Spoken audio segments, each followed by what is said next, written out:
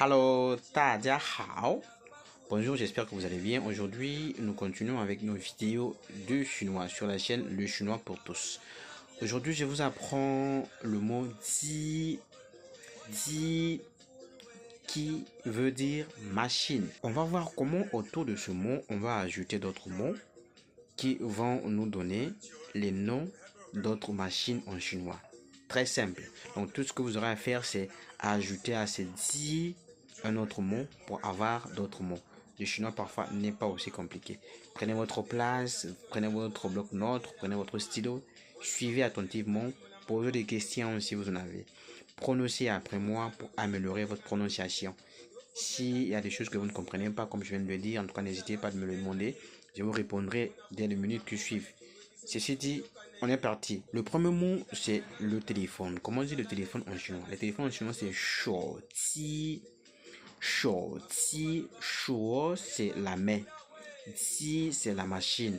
Ça veut dire que c'est l'appareil, la machine que l'on utilise avec la main. Vous voyez, c'est intéressant, n'est-ce pas? Le mot suivant, c'est écouteurs. Les écouteurs, que ce soit casque, écouteurs à fil, sans fil. En chinois, on dit erti, erti, erti. Er, là, c'est les oreilles.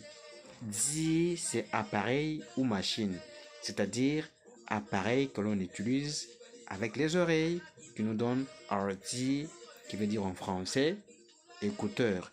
Répétez, répétez, répétez après moi. Le mot suivant, c'est avion. Avion. Avion en chinois, c'est fei-ti. Fei-ti. Ici, fei veut dire décoller, voler. Et di, c'est la machine. Ça veut dire que c'est l'appareil qui vole. Le mot suivant, c'est la télévision. Le poste téléviseur. Comment on dit ça en chinois? En chinois, c'est tian shi ji. Tian shi ji. Dian shi ji. Alors, ici, il y a dian shi. Et puis, di. Dian, c'est l'électricité, le courant. Shi, c'est voir, la vision. Di, c'est la machine. Ça veut dire c'est la vision électronique qui nous donne la télévision. Alors, le mot suivant, c'est la machine à laver. Comment on va dire la machine à laver en chinois? La machine à laver en chinois, c'est xi yi ji. Xi ji. Le mot est composé de trois différentes parties. Il a xi, i et puis ji. Xi veut dire laver. I, c'est vêtements, habits.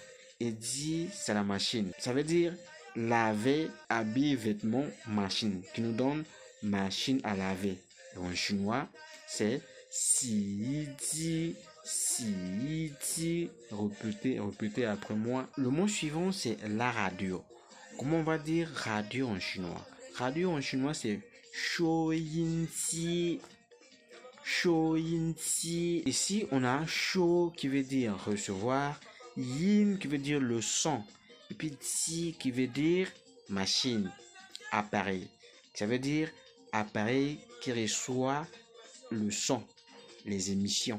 Ce que nous donne shouyin-ji qui veut dire la radio.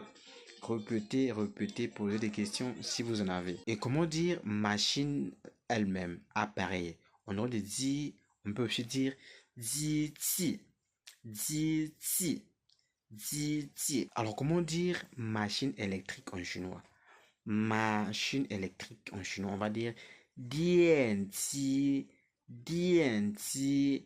Dian, c'est tout ce qui est électricité, tout ce qui est électronique.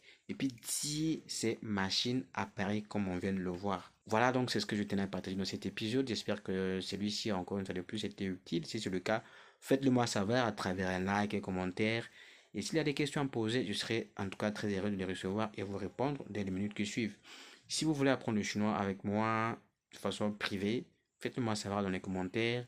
J'ai un programme de cours que je mets à disposition de gens qui s'intéressent à la langue chinoise et je dispose de cours en fonction de votre disponibilité et votre fusion horaire. Et si vous avez des ambitions de venir en Chine pour étudier, pour faire du business et consorts, et que vous avez besoin d'accompagnement, en tout cas, n'hésitez pas à nous faire signe parce que nous avons un programme d'accompagnement pour tous ceux qui veulent venir en Chine pour les études, business et voyages personnels. On met à votre disponibilité différents services sur la traduction, l'accompagnement, réservation des hôtels, orientation et tout ce qui va vous permettre de, en tout cas, passer un beau séjour en Chine. D'ici, portez-vous bien, on se dit à très bientôt dans un nouvel épisode qui va encore vous apprendre de nouvelles expressions. On se dit, 再见,再见,再见,再见.